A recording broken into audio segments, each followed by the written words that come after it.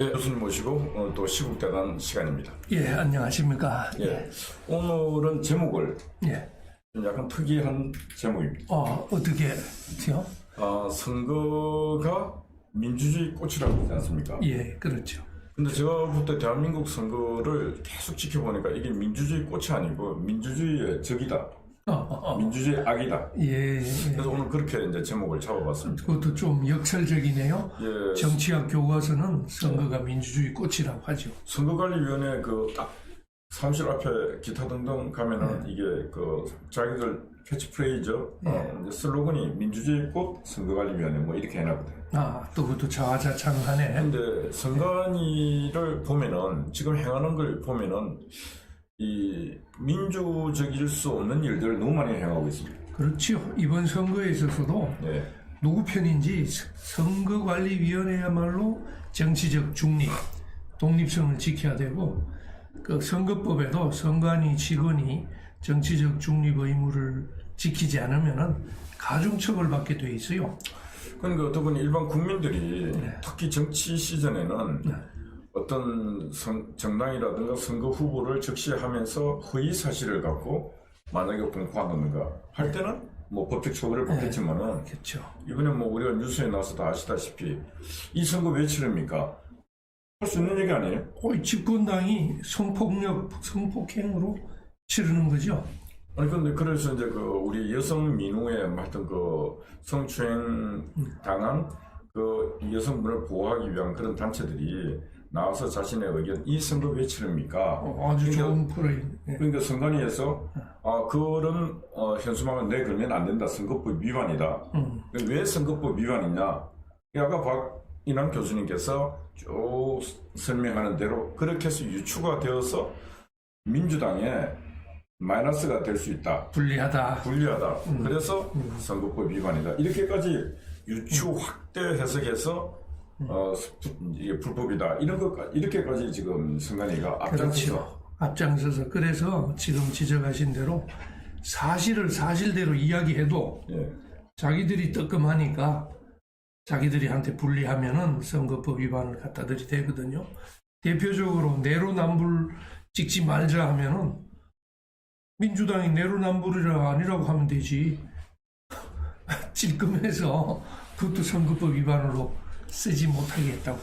지금 이제 역대 선관위의 지금 이 일들을 보면은 과도할 정도로 친정부, 여당 앞잡이 노릇을 지금 하고 있어요. 선거관리위원회가. 지금 특히 그 전까지는요, 역대 선거관리위원회가 예전에 이명박, 박근혜 또는 그 전에 뭐 보수 정당이 집권하고 있을 때도 그래도 선거관리위원회는 중립을 지켰습니다.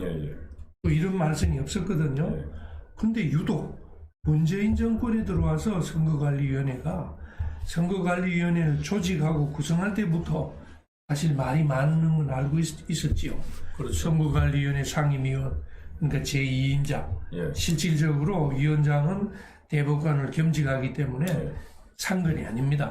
껍데기만 있는데 실질적으로 상근하는 상임위원이란 조혜주란 사람이 바로 민주당 출신이고 문재인 캠프의 핵심 책임자 출신이기 때문에 사실 첫 단추부터 저는 잘못 끼었어요. 그런 사람을 가장 중립적이어야 할 선거관리위원장에 맡기니까 바로 생선 가게를 고양이한테 맡긴 거라 다름없다. 그렇게 비유를 들고 싶어요. 그러니까 어떻게 보면은 국민을 대신해서 이제 야당은 그런 정치적 문제가 또 이렇게 갈등이 생기지 않게끔 사전에 예방하고 또 차단해야 되지 않습니까? 그렇습니다. 근데 국민의 힘이 그런 차단하려고 하는 노력을, 적극적 노력을 거의 안 했지 않습니까? 그렇죠. 임명할 때도 사실은 청문회를 통해서 다 하는데 별로 그런 이슈를 뭐 삼지도 않고 그냥 또 해봤자 안 되겠지 하고 한국당 하는 짓이 또 똑같잖아요.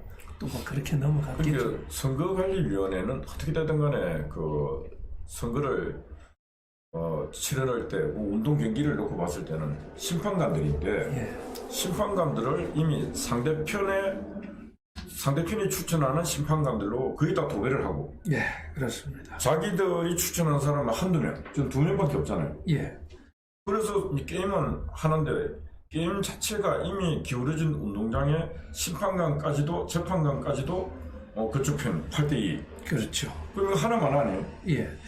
그래서 더 문제가 이제 선거관리위원장도 중간에 교체가 되었습니다만은 거기도 또 우리법 연구회 출신입니다. 맞습니다. 같은 대법관인데, 예, 여성 대법관이 아마 선거관리위원장 하면서 그 참여밭에서는 신발끈도 매지 말라는 속담이 있는 것처럼 오히려 문재인 대통령이 임명할 자격이 있지만은 임명할 때도 좀 중립적인 대법관을 골라서 임명을 하지 어떻게 또 하필이면은 그렇게 말썽이 많은 우리법 연구회 출신들을 또 선거관리위원장으로 맡긴 것 자체가 지금 부위원장 객인 상임위원, 위원장, 그 다음에 7명, 사실 실질적으로는 9명입니다.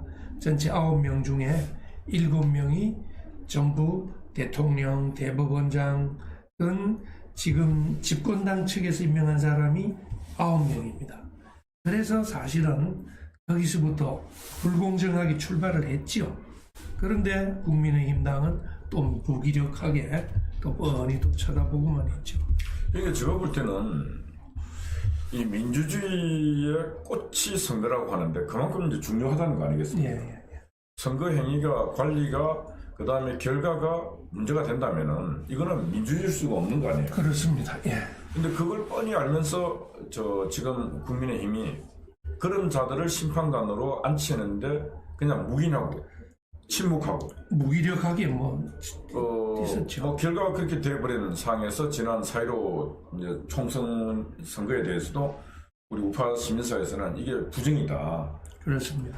근데 이제 부정의 증거는 정확하게 아직 판결은 나지 않았지만은 선거관리 자체가 총체적으로 너무나 많은 부실이 있지 않습니까? 그렇습니다. 예. 그러니까 부실이 있다는 것은 또 조그마한 유추 확대해도 이건 부정이 충분하게 노정되어 있다는 거죠. 그렇습니다. 우리 보수 외국 시민 단체가 수사권이 없잖아요. 예. 조사권도 없고 그럼에도 불구하고 자기 돈, 자기 정열, 자기 시간을 들여서 부정이 의심스러운 사례들을 제가 알기는 수십 건, 수백 건을 모아서 사실은 선관위에도 제출하고 지금 대법원에 선거 관련 소송하고 재검표 소송을 하는데 선거관리위원회도 꿈쩍도 않을 뿐만 아니라 저는 법원도 문제라고 봅니다.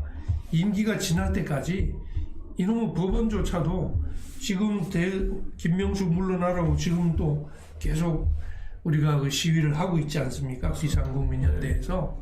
그것처럼 법원 자체도 전혀 선거에서 과연 중립을 지킬 의지가 있는지 저는 그것도 의심스럽습니다. 그러니까 우리가 이제 법원에 법구경에 권리위에 참여하는 자는 보호받을 수 없다고 그러지 않습니까? 예. 그러니까 지금 국민의힘이 하는 짓을 보면은 그 본인들에게 주어진 권리, 시간 다 있을 때 그냥 잠을 자버리지 않습니까? 그렇습니다. 심지어는 자유외국 시민들 보고 오히려 손가락질하는 경우도 저는 봤습니다. 부정선거를 주장하면은. 근데 자유외국 시민이 야당인 국민의힘이 해야 될 일을 우리 국민이 스스로 하고 있습니다. 그러니까, 국민이 무슨 이익이 있습니까? 맞습니다. 그러니까 이제 그렇게 우리가 목 놓아 외치고 그 지금 4월 15일 이후부터 1년이 다 돼가. 1년이 다 돼가지고. 1년에 그 길바닥에 얼마나 많은 땅볕에 비가 올 때는 비를 맞아가면서 투쟁했거든요. 그렇습니다. 증거 수집하고. 선거철이 되니까 드디어 이제 국민의힘이 선관위에 찾아갔어요. 항의 방문하러. 왜 찾아갔겠습니까? 그리고 우파에 있었던 이 많은 사람들이 부정선거다 할 때 미친 소리 하고 있다. 거구다. 쳐다보지도 않고. 진짜 손절하고. 예. 나 저거가 이제 보니까 가야 되겠다. 이제 갔는 거 아닙니까? 예, 답답하죠. 참 한심한 인간들입니다. 한심한 인간들. 그래도 또 박영선이 되는 것보다는 또 나으니까 또 어쩔 수도 없고. 그러니까 제가 볼 때는 문재인도 나쁜 인간이고 김명수도 나쁜 인간이고 선거관리위원회도 나쁜 놈들이 진짜 나쁜 인간들 공정성을 다 상실했으니까. 근데 그 놈들보다 더 나쁜 놈들이 누구냐? 국민의힘 국회의원들이. 그래도 오늘까지는 그래도 좀 봐줍시다. 뭐합니까? 그러니까 정신을 차려야 돼요. 오늘 저는 아침에 일찍 이제 투표를 하고 왔습니다. 투표를 하고 왔는데 이렇게 투표를 하는 마음을 가진 사람은 저런 인간같이 않은 것들을 찍어주겠습니까? 사실 그래요. 저는 뭐 사전 투표를 미리 해버렸습니다만은 예. 그 한 심정도 똑같아요. 예. 그래도 저놈들보다는 그래도 저놈이 돼서는 안 되겠지 이 생각으로 투표를 했는데 예. 사실은 솔직한 심정으로는 찍을 사람 없었습니다. 제가 뭐 이 유튜브 방송입니다만 솔직하게 말씀드릴게요.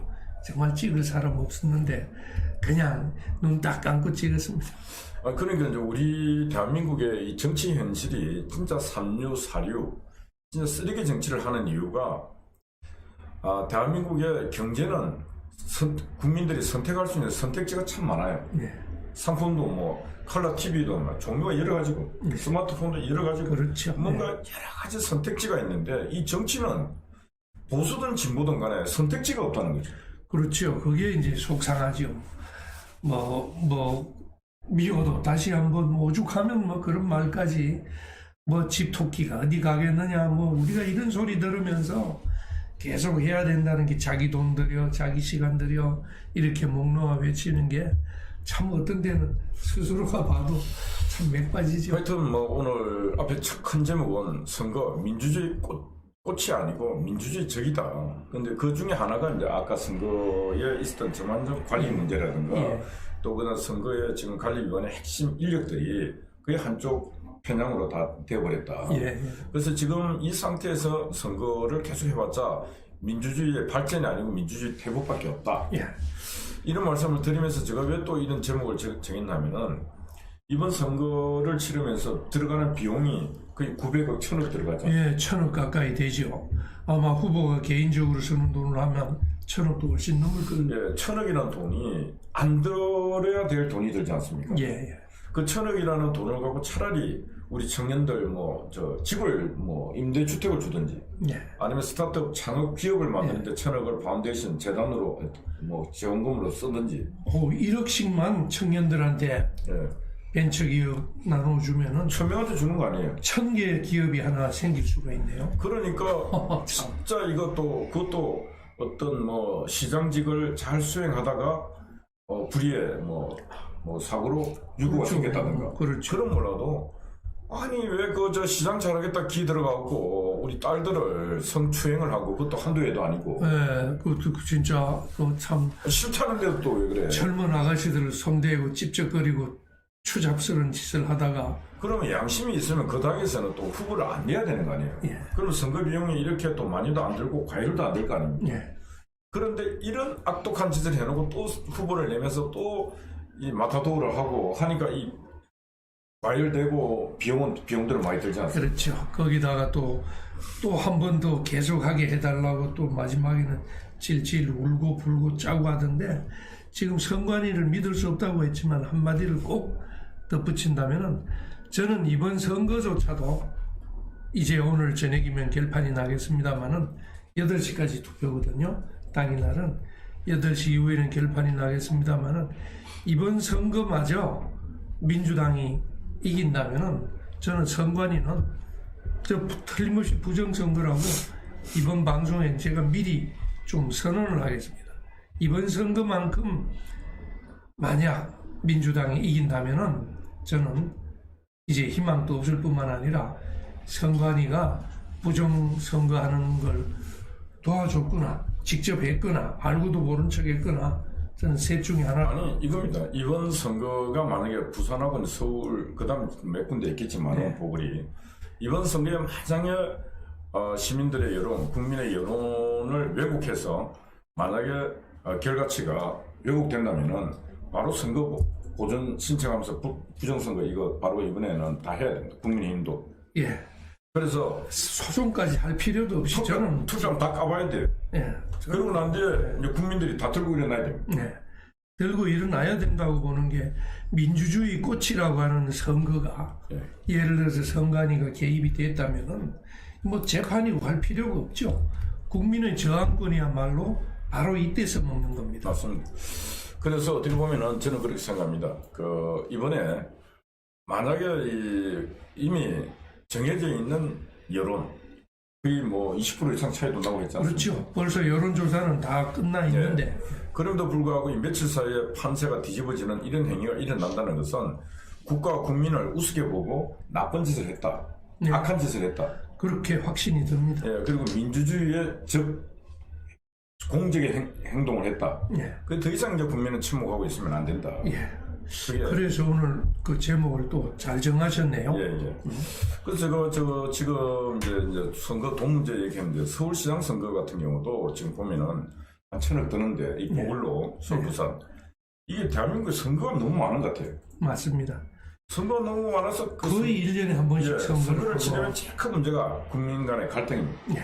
두 번째 엄청난 돈이 들면서 이건 경제적으로도 비생산적이에요. 그렇습니다. 예. 그래서 저는 제가 볼 때 어떤 일이 있더라도 차기 대통령 선거를 마치면서는 대대적인 선거 부분도 계획이 들어가서 뭉칠 수 있는 거는 뭉쳐갖고 한꺼번에 투표를 하게 만들고 그렇습니다. 예. 저는 또 기초 단체 이제 선거를 안 해도 되는 것들은 또 선거를 없애고 예. 특히 교육감 선거 이런 것도 없애야 돼요. 맞습니다. 특히 교육 현장에서는 과도할 정도로 정치가 개입돼갖고 예. 지금 실제로 러닝메이터 같은 게 임명해도 되는 그런 상황인데도 불구하고 또 선거를 하거든요. 예. 우리 법에는 교육감은 선거에는 정당 개입이 못하게 되어 있습니다. 법만 그렇죠. 그래서 교육감 후보도 정당 소속은 안 되게 되어 있거든요. 근데 실상은 들어가면은 당이 다 들어가서 일을 합니다. 실제로는 그렇죠. 그러니까 그럴 바에는 차라리 지금 말씀하신 대로 런닝메이터가 되어서 도지사가 임명하면은 맞습니다. 뭐 어쩔 수 없는 거고 또는 대통령이 임명하든지 그렇게 해서라도 정치가 그 과격하게 개입되는 부분을 줄여 나가야지. 저는 교육감 선거도 없앨 수 있다면은 저는 기초자치단체 선거도 없애야 된다고 봅니다.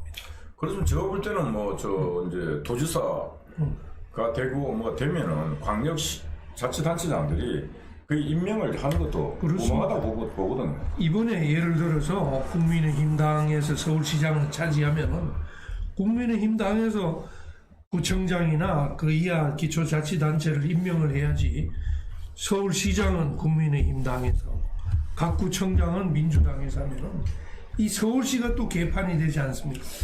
그래서 하여튼 저는 제가 볼 때 반드시 이 선거 제도를 개혁하고 1년에 한 번씩 있는 이런 고비용이 드는 이런 선거 이것도 제가 볼 때는 묶어야 된다. 맞습니다. 그래서 다음에 정권 교체가 되면은 정말 선거법을 제대로 손보려면 지난번처럼 그 이상한 연동형 비례대표제 같은 이름도 이상한 그런 거 하지 말고 정말 선거제도 개편하려면은 바로 이런 거죠. 선거 날짜를 동일하게 해서 한 번에 다 치르고 그 다음에 쓸데없는 선거는 줄이고 그게 국민을 위한 거지. 바로 국민을 위한다는 정치인들이 오히려 국민의 피 빨아먹고 세금 올라가는 거 보세요. 그래서 저는 하여튼 반드시 해야 된다. 그래서 차라리 경상북도 서울 누가 자치단체장이 되면은 자기 임기 동안에 총체적인 평가는 그 임기가 마칠 때 평가받는 거 아니겠습니까? 그렇죠. 자기가 책임지는 거죠. 그래서 자기 도시는 자기가 책임지고 또 표를 찍었던 그 도민, 시민들이 또 지방 내가 뽑아준 도지사가 잘했는지 시장이 잘했는지 그때는 총체적 평가를 그렇게 하면 되는 거 아니에요? 예. 근데 시장은 잘하는 것 같은데 저 구청장은 어떻고 이런 안 되지 않습니까? 절대로 안 되는 게 시장과 구청장이 당이 다를 때는 한국 정치 현상에서는 매일 싸움밖에 없습니다. 그렇습니다. 벌써 민주당에서는 협박을 한 거 혹시 들으셨나요? 오세훈 후보가 국민의힘당에서 당선돼도 1년 동안 서울시장 노릇하기 힘들다고 벌써 협박했어요. 시의회도 장악하고 있으니까. 그래서 이런 갈등의 정치, 갈등의 그냥 적당한 갈등은 긴장은 어떤 변화를 발전을 또 두지만은 이거는 적당의 수준이 아니고 그 만전 치킨 게임 아니에요. 예. 그러니까 투표도 하기 전에 벌써 민주당에서는 협박부터 하잖아요. 네.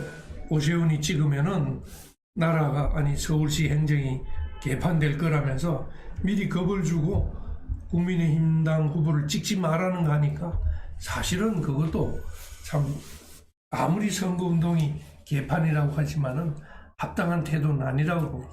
알겠습니다. 그래서 제가 오늘 이 제목은 이제 선거 오늘이 또 4월 7일 서울과 부산의 시장을 선출하는 아주 중요한 날입니다. 예, 당일이죠. 예, 중요한 날이고 그래서 이제 선거 문제를 갖고 이렇게 얘기를 했는데 오늘 나누다 보니까 실제로 이렇게 선거 제도가 변하지 않으면 대한민국은 끊임없는 갈등 속에 이게 정치가 끝내 국가 전체를 망하게 할 수 있다. 예. 그래서 저희들이 이제 선거가 사실은 민주주의 꽃이라고 하지만은 아까 적당하게 잘 지적을 했습니다. 지금 같은 상황에서 선거는 국민을 갈라치게 하는 겁니다. 우리 국민들도 많이 당해봐서 이제는 알지요.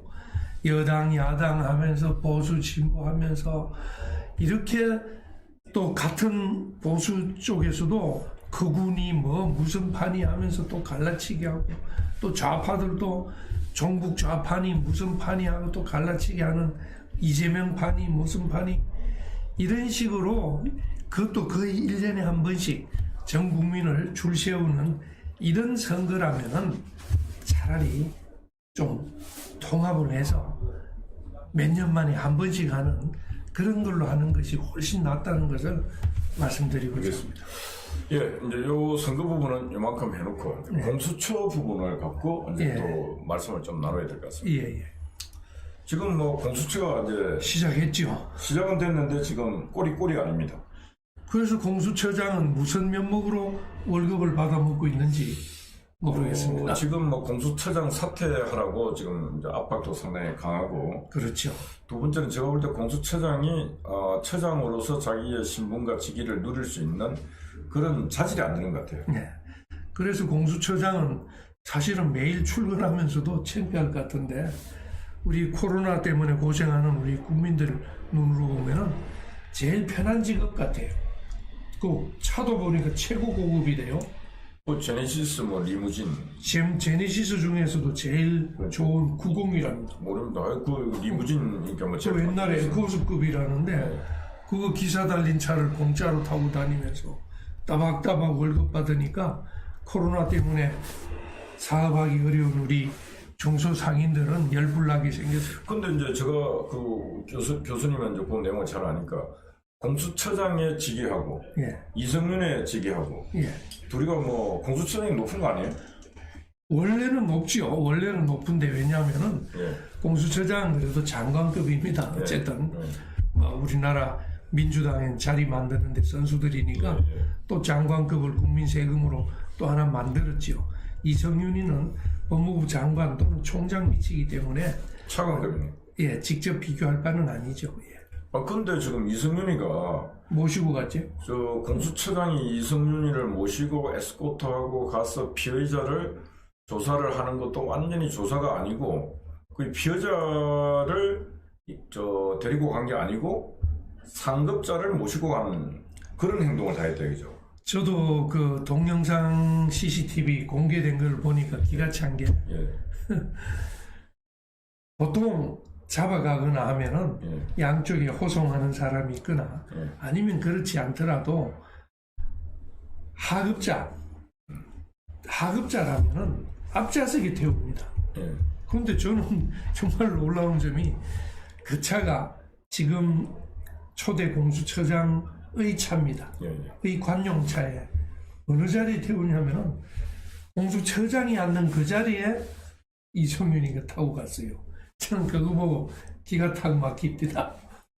그래서 제가 볼 때 저런 자에게 그 차관급밖에 안 되는 그런 자에게도 굽신 그릴 정도의 공수처장이라면은 무슨 일을 할 수 있겠습니까? 아무것도 못하는 거 아니에요. 그래서 뭐 사실 뭐 직급을 가지고 우리가 사람을 나누기는 그렇지만은 기본적으로 공수처장 차를 내주는 그 자체가 사실은 잘못됐는데 문제는 그러고 나가서도 초대 공수처장이라는 분이 뭐 지금은 말을 높여드립니다만은 공수처장이라는 분이 어떻게 변명을 하는데 그 뒤에 변명하는 것마다 다 또 거짓말로 드러나니까 딱 김명수가 생각이 납니다. 변명하는 건 어떻게 똑같이 그렇게 거짓말로 변명을 하나. 근데 문재인 정부 아래 뭐 임명된 놈들 보면은 거의 다 거짓말쟁이에요. 근데 변명을 해도 그렇게 거짓말만 해도 저는 제일 의심스러운 게 들키지 않을 거라고 생각해야 거짓말 하잖아요. 근데 들키지 않을 거라고 생각하는 자체가 저는 지금 비밀이 없는 세상이지 않습니까? 그 인생을 살다 보면 이제 제가 자주 쓰는 용어가 질량이 비슷해야 된다. 비슷한 인간들끼리 유유상종 몰 수밖에 없다. 문재인이가 청와대에서 픽업하는 인간들이 보면 질량 비슷합니다. 하는 쪽쪽이 거짓말. 질량이 그 정도밖에 안 되는 인간들로 모아놓으니까 이게 거짓말인지 진짜인지도 모르고 막 내뱉는 게 전부 다 거짓말이에요. 예. 그래서 바로 이제 그런 경우에 유유상종이라 말을 씁니다만은 예. 저는 거짓도 거짓이지만은 또 공수처장이 궁색해 보이는 게 처음에는 조사라고 했습니다. 그러다가 조사를 한 흔적이 없지 않느냐. 조사를 하면 조서를 꾸며야 되거든요. 그 다음에 수사 보고를 하거나. 그런데 조사를 꾸민 것도 없고 조사한 게 없으니까 그쪽 부분은 백지로 남겼다잖아요. 슬쩍 말을 면담으로 바꿉니다.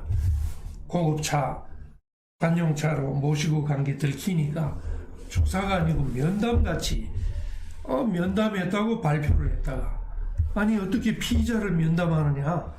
그러면 우리 이 대표님도 조사를 많이 받았지만 이제 앞으로 조사받을 때마다 나는 검사 면담하러 간다. 관용차 보내라. 이럴까봐 궁색하지요. 면담을 하니까 또 말이 또 스스로 스텝이 꼬이니까 요즘은 무슨 말을 쓰느냐니까. 조사는 조사인데 면담자를 떼지를 못하고 붙여가지고 네 글자 면담 조사를 합니다. 아니 조사만 조사지 면담 조사가 뭐 따로 있습니까? 하여튼 제가 볼 때 공수처장은 범죄자들을 소환해서 조사할 수 있는 그런 모든 어떤 신뢰를 짧은 시간에 다 상실해버렸어요. 그렇습니다. 이렇게 빨리 상실하는 경우도 아니 세상에 면담 조사라는 게 이제 앞으로 우리 애국 진영에서도 검찰청에 불려가서 조사받을 때는 우리 면담하러 간다 이런 말을 당당하게 해도 될 것 같습니다. 아니 제가 서울중앙지검에 조사받으러 오라 그러면은 저 서울중앙지검 이성윤이 차 보내라 그래요. 그렇죠. 그런 좋은 방법이네요.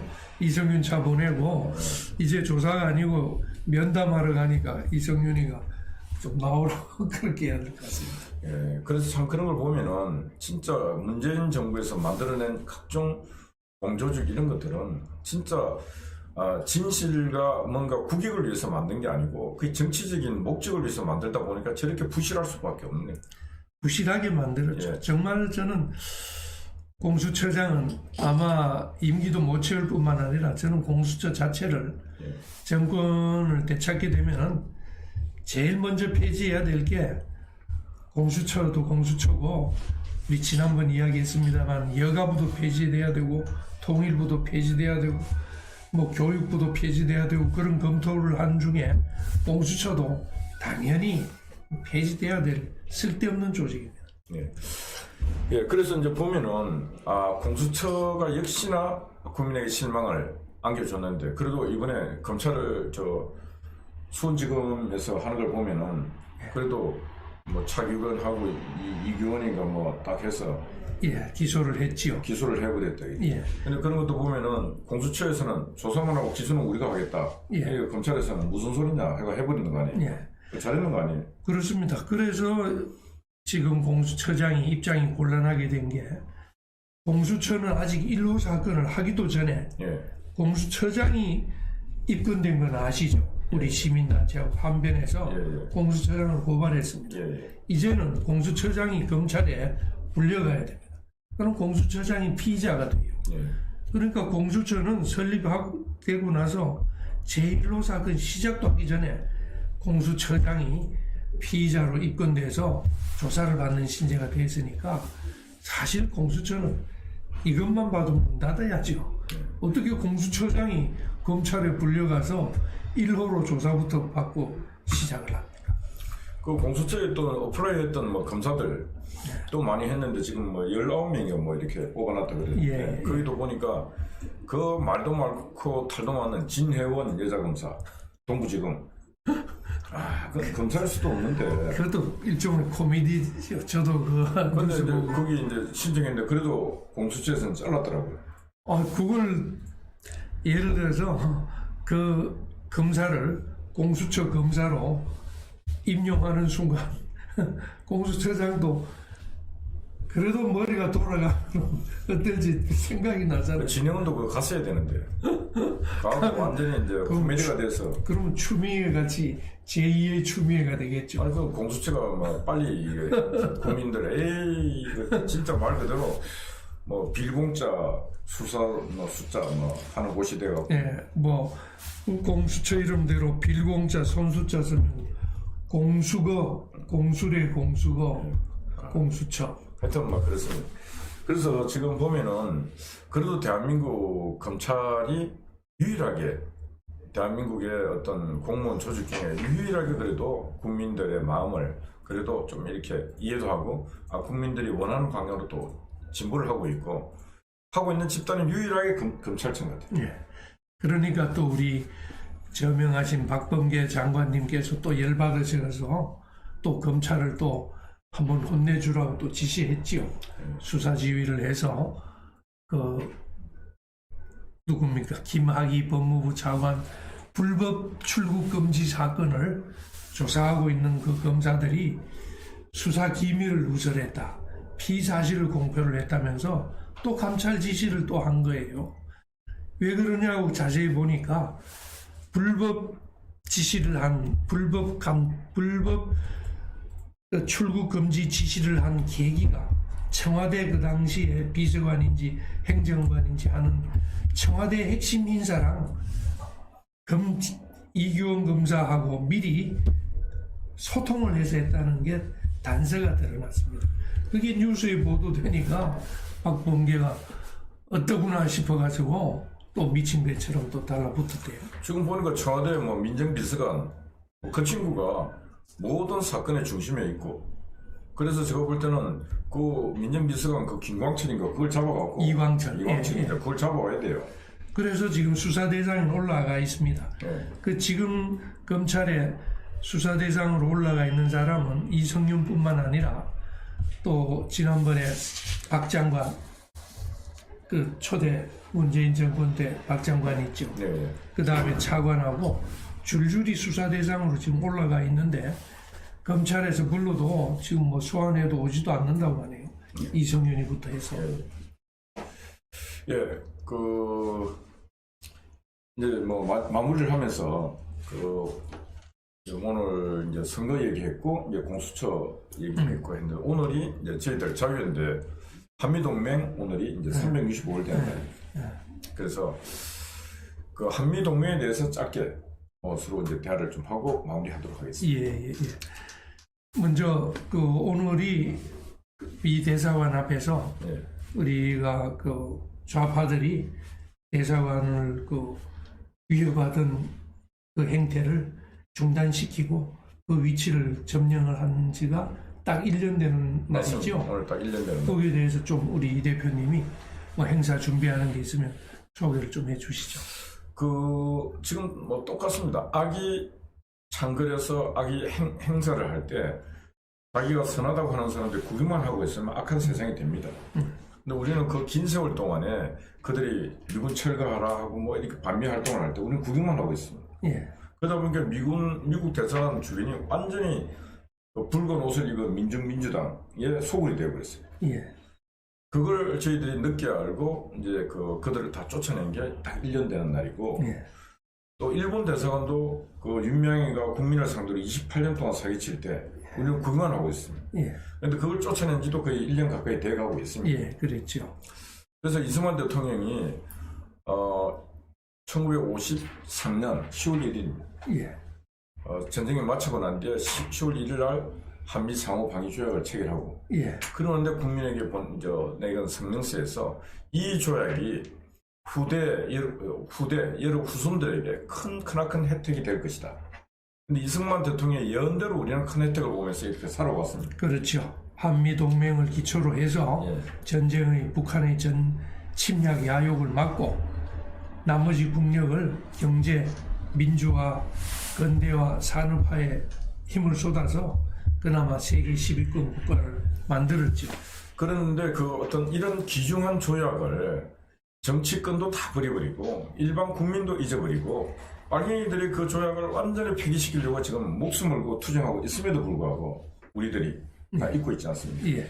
그래서 그걸 잊어서는 안 된다. 인간이라는 게 고마움을 잊어버리면 인간이 아니다. 그렇습니다. 우리는 미국이라는 나라에 대해서 항상 고맙게 생각해야 된다. 예. 적어도 미군 철가라는 지는 소리는 우리 한국 땅에서 안 나오게 해야 되지 않나. 그렇습니다. 그게 자유연대가 앞장서서 미군 철거를 주장하는 바로 미군 철수도 아닙니다. 철거는 쫓아내자는 거잖아요. 철수는 스스로 가는 건데 그 철거를 꾀하던 그 좌파들을 몰아낸 거 저도 그 소식 듣고 사실 정말 감동했습니다. 예. 그래서 오늘 이제 저희들이 오후 7시 저녁에 이제 1년 행사를 작은 기념식을 할 예정입니다. 예. 미국 대선 앞에서 저하고 우리 경기도 의사협회 이동구 회장은 오늘 밤 하루를 이제 새로운 하루가 시작되기 때문에 하룻밤을 셀 예정입니다. 그럼 일종의 미국 대사관 경비원을 하루 경비원을 자처하셨네요. 예. 그래서 하룻밤을 새로운 하루를 시작하면서 또 결의도 다지고 그래 하는데 혹시 유튜브를 지켜보시는 여러분 중에 나도 저런 전쟁에 좀 참전해야 되겠다 그런 분들이 연락 주시고 이렇게 참 많은 동참을 해주시면 고맙겠습니다. 아니 청와대에서 혹시 화는 안 왔습니까? 아니 정부에서 해야 될 일을 우리 민간이 애국지사들이 그 추운 겨울까지 버티고 했지 않습니까? 그럼 격려를 해야죠. 그런 것들이 참 안타깝고 우리 특히 국민의힘 저런 당에서도 이런 개념이 없이 정치를 하니까 희망이 안 보이는 거죠. 국민의힘도 꼭 한마디 해야 되겠네요. 정말 제대로 된 국민의힘이라면 이번에 혹시 부산이나 서울 재보궐선거에 당선되면 그것은 바로 국민의힘이 자꾸 멀리하고 하는 우파 애국 진영 때문에 당선됐다는 걸 국민의힘이 마지막으로 경고를 하지만은 알아야 됩니다. 당선되고 나서 또 쳐다보지도 않고 또 가까이 하면 안 된다는 이런 자세로 있다가는 절대로 다음 대통령 선거도 쉽지 않을 거다. 그걸 입증하기 위해서라도 저는 국민의힘 당에서 최소한 화환이라도 하나 저는 보내줘야 됩니다. 그런 기대는 안 합니다. 근데 하여튼 우리 시민들이 많은 동참을 해주시면 하여튼 고맙겠습니다. 오늘은 이제 방송을 요 선에서는 또 마무리하고 7시에 또 이제 뵙도록 하겠습니다. 근데 교수님 오늘 수고 많았습니다.